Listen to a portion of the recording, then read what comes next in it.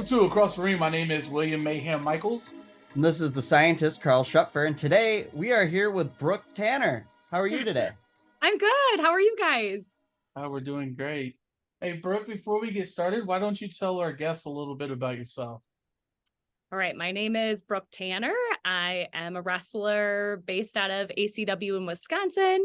I'm pretty new. I've been wrestling for about 1 year now. So pretty excited about the whole thing. Yay. Awesome. Well, that's great to hear. We're happy you're here, and we can't wait to learn all about you. So to kind of kick that off, why don't you tell us how you first got introduced to wrestling as a fan? Oh, as a fan. Okay. So I can't even remember how many years ago now, but one of my friends, actually, he was a wrestler, and he's like, you should come check out my show sometime.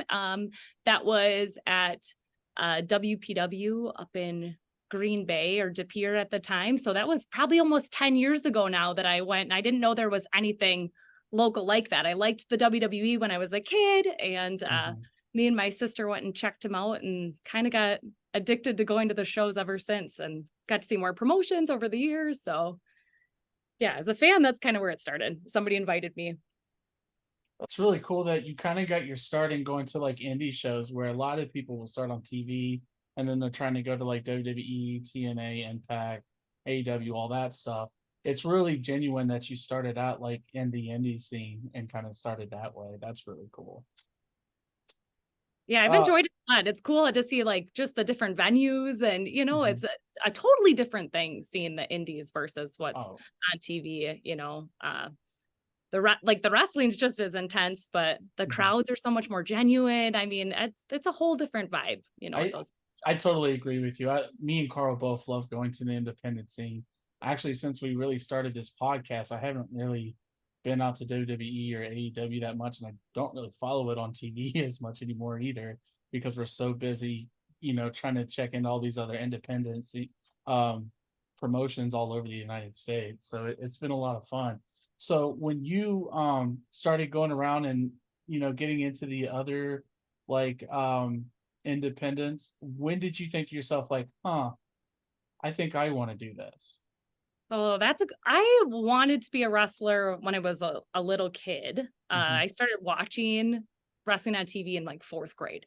So I thought about it, but I didn't. How do you get into wrestling as a elementary school student? I mean, you couldn't be on the school team where I grew up. So I did the martial arts route instead. That was the closest thing that I could do. And then once I went and, saw my buddy kind of do it, I started tuning into the Facebook pages, and then I had seen an advertisement for, you want to be a professional wrestler, and I was like, I do want to do that actually. And ACW had a camp in Oshkosh, years ago, and went the first time to try it out for myself at that point. So and then you're hooked. Yeah, well, the first time I actually went, so this was like 2019-ish. I showed up, it's me and a bunch of dudes. It was really cold. I remember they said the longest a girl has, Hornswoggle is the head coach there, and he said the longest a girl has ever made it is 3 weeks. So I was like, show you, okay. Took like my first 2 bumps in the ring. I was like, couldn't turn my neck the next day. It was so bad. I made it 4 weeks and I quit. And I was like, well, so I made it. And then I kept going to shows after that, and I would see Stacy Shadows. I would see Sierra, and it would just like knife in my heart that I quit, because that's so not my personality. So then, a year or 2 later, I went back and I was like, okay, now we're going to do the deal. So it took me a little bit of time to realize like what it actually was. I thought, I did martial arts for years and years and years. I mean, did kickboxing, like how hard can wrestling be? Really hard. I wasn't aware of what it really was initially coming in. I just was being egotistical and wanted to be the first girl to make it longer than 3 weeks. So, but here we are. So yay. Well, you did accomplish it, right? So you do have the record then of 4 weeks, right? I do. Yes. I am officially the first ever female graduate from the ACW Wrestling Academy. So Nice. I feel really proud of that. Yeah, that's really cool. Wrestling's really hard, and to be able to have that badge of honor to say that you were the first, that's pretty cool. But you mentioned as well that you did martial arts. You mentioned kickboxing. What other martial arts kind of made up your background before wrestling? So I've trained in many different styles of martial arts. Traditional like karate was my biggest focus. So, which actually started because of wrestling too, because Steve Blackman is my all-time favorite wrestler. He came out with those nunchucks and I was like, "What? I have to learn how to do this." And signed up for karate like later that week. Oh and my gosh. it was in that for, I mean, I've been doing martial arts for over 20 years now. So different forms. I mean, I've done judo, jujitsu, Muay Thai. I did Rufus sport for a while, like doing that whole route. So many different forms, but traditional karate is like really my heart. And I instructed that for many years as well. So kind of passing on that knowledge to kiddos as well. So That's pretty sweet.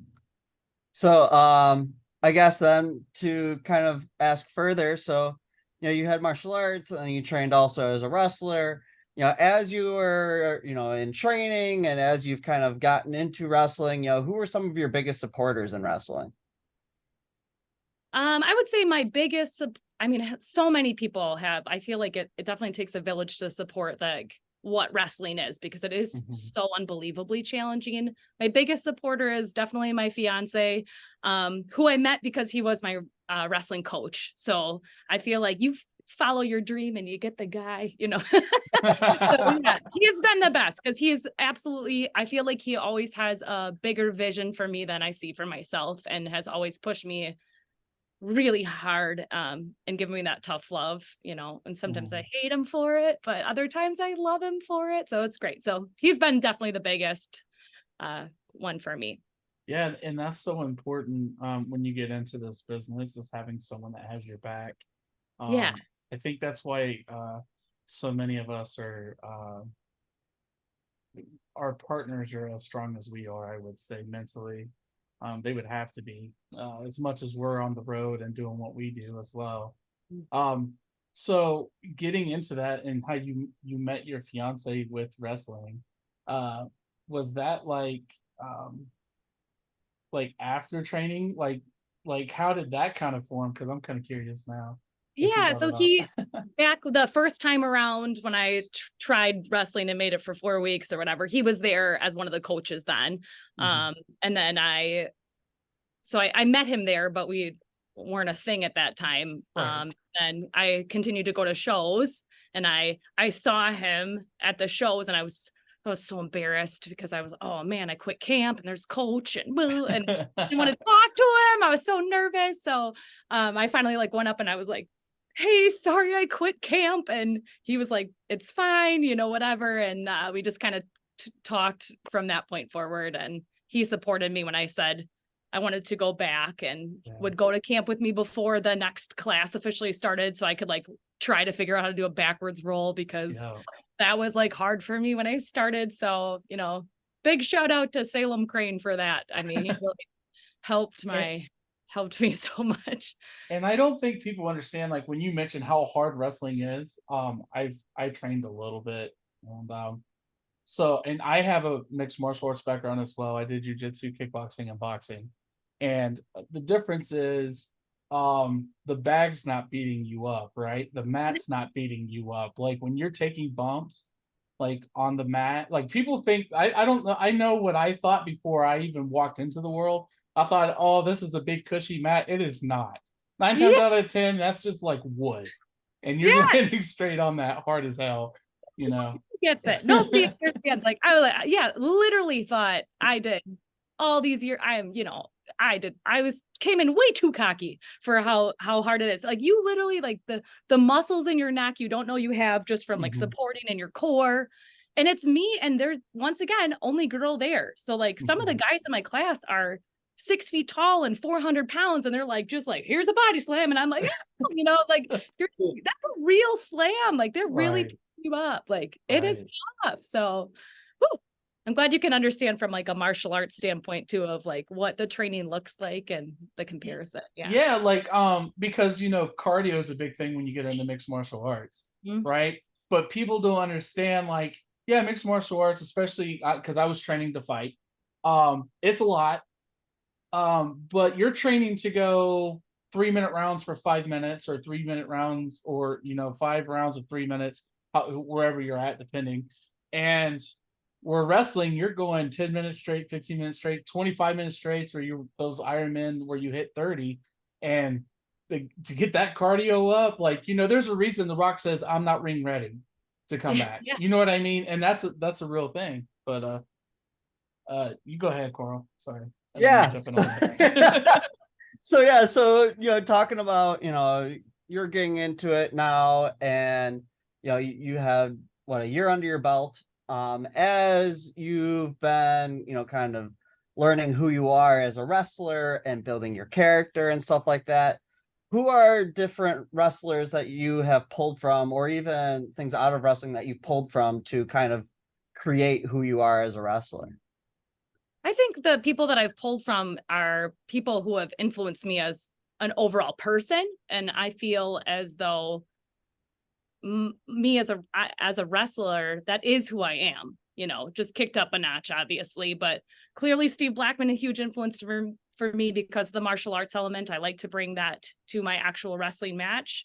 I would say Kurt Angle, the integrity part of it, just the character.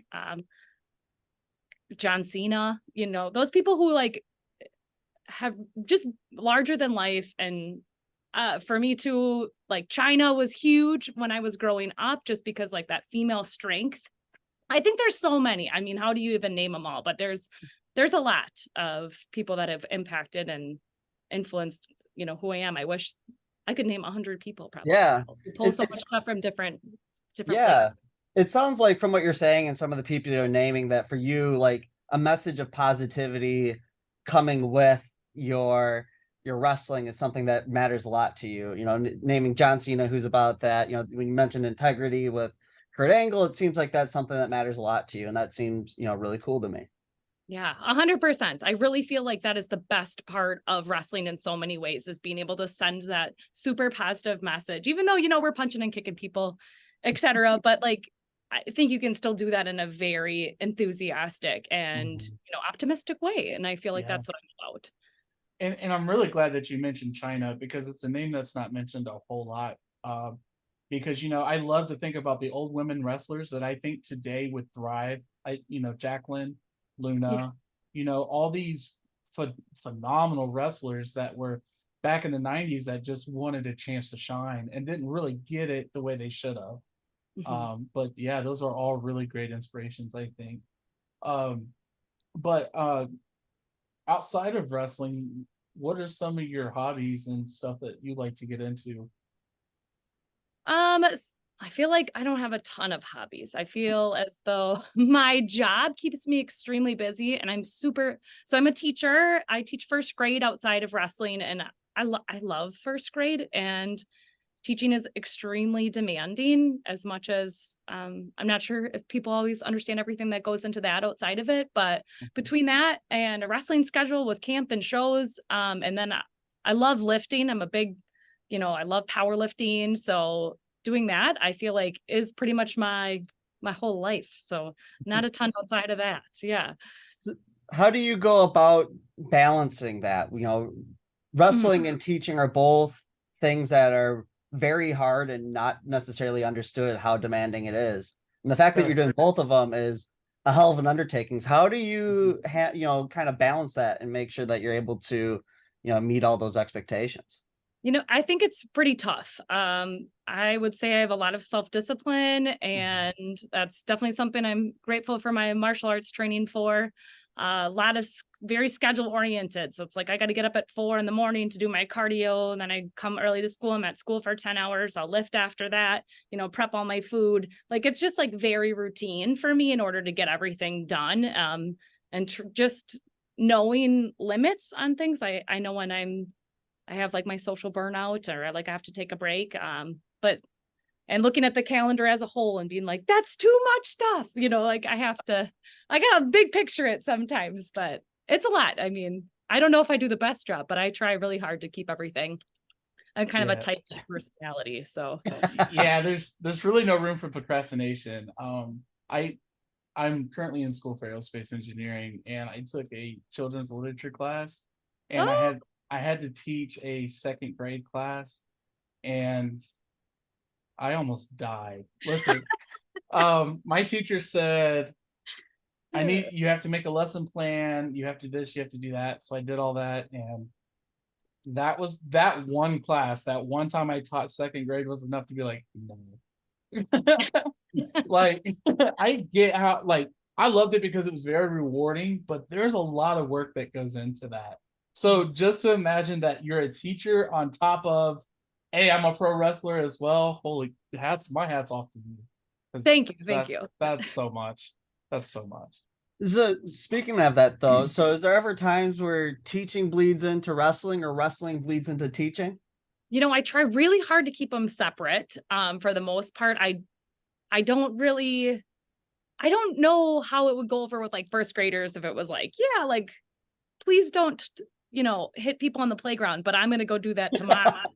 You know, that's like, I don't know how you would like reinforce that. How my school district did last year in May, though, they had a whole wrestling show. ACW did a benefit for the high school. So I was actually booked on that show. I didn't tell any of my Wow. students. I thought if they come, they come. And then students I've had over the past couple years kind of would like walk by me at the merch table that are like, sixth graders now. And they're like they put it all together, and then it was one of the coolest experiences ever. I mean, I came out and there was just like a tunnel of children, and it was like, whoa, and some of them were students I had and some of them not, but all within the district. So that was a really cool thing, but going into the new school year, it's definitely not something I'm going to be like advertising to my families at all. I like to try to keep it. Yeah, it's never you better get your homework done or you might be taking a suplex. Can you imagine? No, I don't do that. Maybe if I was in the high school, I don't know. Yeah. Yeah. I think you would have to do that in high school now, because Yeah. Oh yeah. But um, so to take it back to wrestling, you're talking about this awesome benefit that you got to do with school. Mhm. That's a great moment for you. And you also had a big achievement this summer, winning the Brew City title. Yeah. How was that for you, and what was it like being a part of an all women's tournament? Oh, so many emotions. I mean, especially because my training for so long, there was no women. So to not only be able to have the ability to wrestle another female, much less to be on a show with all women, I felt like the event was amazing. Winning a belt, like, and against Paloma Star, who she's been in the business for so long. So like, what an amazing opportunity to be able to be in the ring with her and learn from her. And, I'm so grateful for the opportunities I've had at Brew City and for them to take the initiative to put on an all female show. I mean, it was a lot of feelings. I definitely, so I feel very, very humbled to hold that belt for the time being. Yeah, I mean that's really cool. Like I was lucky enough to be there and be able to capture those matches, and it was a blast, and I was glad to be there as well. And it's great that you're now carrying that torch for them, and getting to represent women's wrestling here in Milwaukee. But with that, so you've had some pretty cool successes already. But when you think about the future, what are some goals that you have, either like short term or long term? I think just being able to, because I am so new, just being able to have more female opponents in general and having those opportunities to have matches is super important to me. Big goals I have would even just to be able to do some more intergender wrestling. Like I would love to do some tagging like that. It seems like there's becoming a little bit more of a market. I've been seeing more of those kind of matches. So doing that, I mean, I just really want to do be in the companies I'm in and do that very well before expanding. I don't want to burn myself out too much and yeah. give 100% to the things that I'm in and just see where it goes. I think like wrestling, there's so many different things that can happen because of being involved in it. So I'm just enjoying the ride right now. Yeah, I'm out in Arizona, and there's actually quite a bit of intergender matches out here. Oh, that's Um, exciting. Yeah. yeah, because we do have a lot of females, especially because I travel Cali, Vegas, and Texas on top of Arizona, and Cali has a lot of female wrestlers, but here in Arizona and El Paso, Texas, there's a lot of intergender, or they'll have tag matches. But you also have like your wrestle drag out here, which is a whole different type of experience. It's a lot of fun. But yeah, we have a young lady out here named Brittany Brooks that I want to get up that way. Yeah, she's been popping up on my social media. I'm like, I like her vibe. She just seems so Yeah. positive and pink. I was like, we could be related. I mean, maybe my Yeah, little she's sister or something. She seems yeah, great. she's awesome. So the funny thing about her, she was one of our first interviews, and when we were interviewing her, she was still in high school. Oh my God. And she actually graduated college before she did high school. Like What? yeah, Yeah, because they here have like a program there where you're able Mhm. to get credits for both, and she was able to graduate for both, but the timing of the graduations, yeah. So yeah. but yeah, so kind of talking about, like you said, she's popping up on your social media. She has recently been wrestling in our area. She did like Dream Slam was nearby. I think she did like MAW, like a couple things kind of around here. So, maybe you guys will end up crossing paths and we'll be lucky enough to kind of see what that's all about. Yeah, that'd be That'd be cool. awesome. I'll have Yeah. to connect with her. Yeah. Yeah, absolutely. Hey, Will, you want to talk about what you got in your hands there? Oh yeah, let's talk about it. It's an energy drink, guys, and it's phenomenal. It's all the high without the crash. You know what I mean? No jitters. It's dubby. I've been saying doobie, but it's dubby. It's corrected. It's great, and it's fun, and it's not expensive. Use across the ring, get 10% off. Hell yeah. So, so now that we've talked about our energy drink and we've heard about some cool goals of yours, and we even pitched a little bit of a dream match, I think, for the future.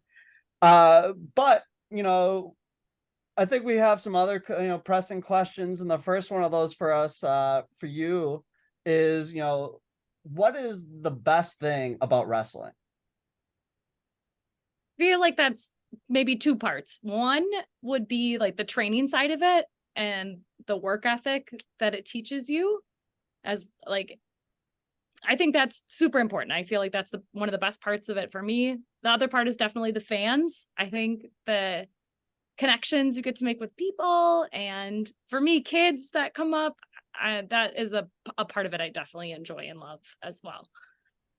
Yeah, that's really cool. I think that, seeing kids like really get excited about wrestling is like, it totally takes it to the next level. Like, you'll have your shows that are just, it seems like it's all adults, and, everybody has a great time. But when you see that one kid just going nuts, like, it just makes you want to have that much more fun. Absolutely. I agree. So, what is one of the things that that you think everyone else should know when it comes to professional wrestling?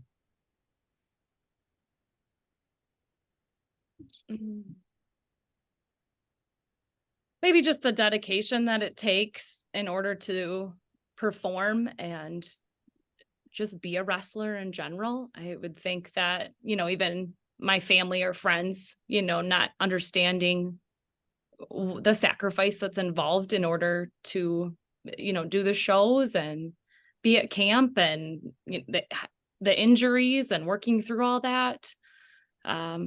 Just so people can appreciate more what's really going on inside that ring, for Mhm. people's entertainment. Yeah, I think that makes a lot of sense. Like, it's a lot of work to do this, and the fact that this is something that you have to do on top of the work that you do during the day. It's a lot. The time that people normally spend watching Netflix or spending time with friends and family, you're spending that time training or wrestling, doing these other things. So being able to highlight, hey, like, it's a lot to do this, and you have to have that passion and drive to really be successful in it. Yeah. Yeah. But so we got another question for you too. What do you do that you think everyone else could do but doesn't?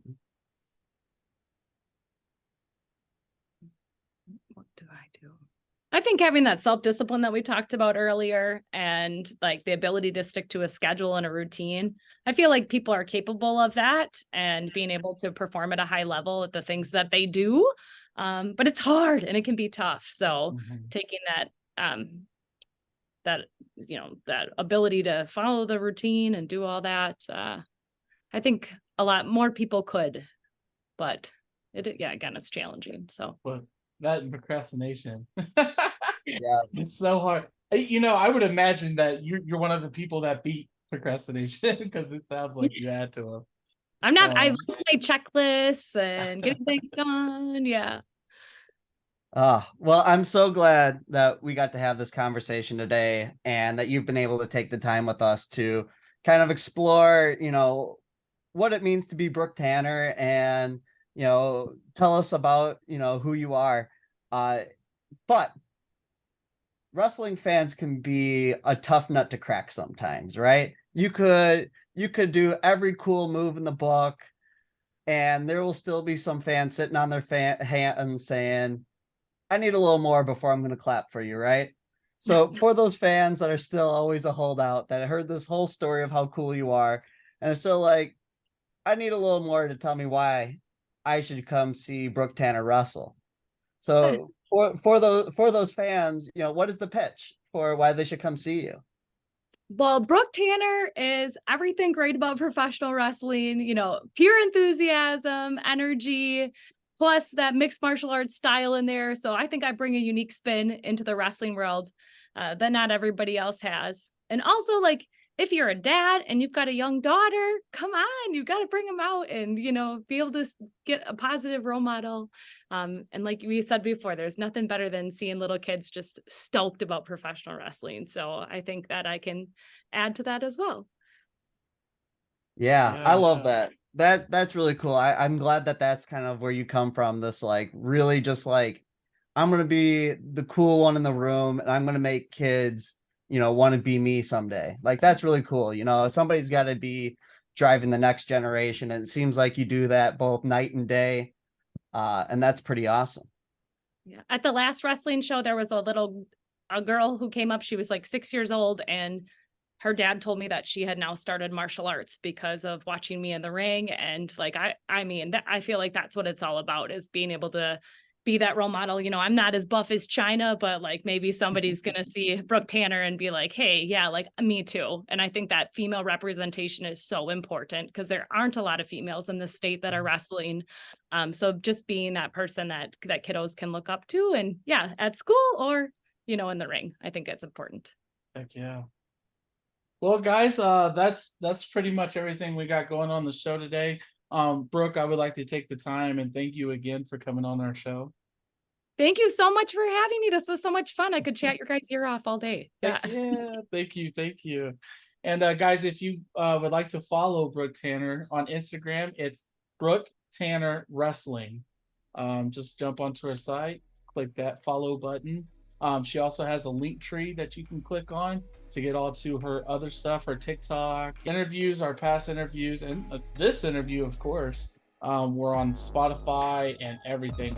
Pandora, we're literally on everything. And guys, always remember, you never know who will be across the ring.